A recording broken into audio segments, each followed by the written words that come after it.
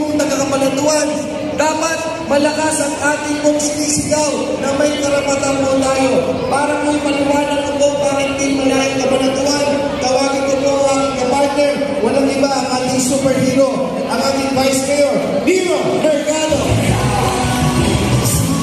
Superhero. Magandang gabi po, Barangay Cruz Roja. Hindi po katagalan, nandito kami ni Doc Anthony Umali kasama ang ating buong Team Malayang Cabanatuan. Naghatid ng kaban-kaban na bigas, kaban-kaban na tuwa, at ngayong gabi, narito naman po kami para sa kalahating bultong bigas. Yan. Dahil tuloy-tuloy ang biyaya sa abot ng aming magagawa, dadalhin po natin dito sa inyong barangay.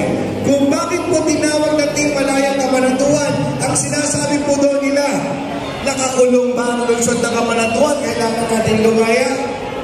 Ang tunay na paliwanag po dito, Barangay Cruz Roja, hindi po tayo nakakulong ng tunay na rehas. Ang sinasabi po namin, nakakulong tayo sa pagkasalukuyan nating katayuan at sitwasyon. Bakit ko binanggit po ito?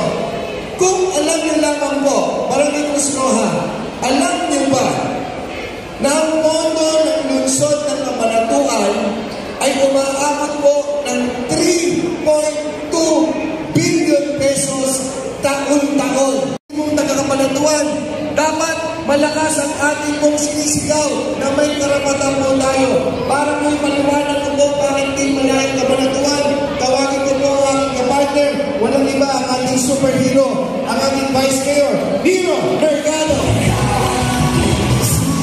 Superhero. Magandang gabi po, Barangay Cruz Roja. Hindi po katagalan, nandito kami ni Doc Anthony Umali kasama ang ating buong Team Malayang Cabanatuan. Naghatid ng kaban-kaban na bigas, kaban-kaban na tuwa, at ngayong gabi, narito naman po kami para sa kalahating bultong bigas. Yan. Dahil tuloy-tuloy ang biyaya sa abot ng aming magagawa, dadalhin po natin dito sa inyong barangay. Kung bakit po tinawag na Team Malayang Cabanatuan, ang sinasabi po doon nila, nakakulong ba ang lungsod ng Cabanatuan? Kailangan natin lumaya.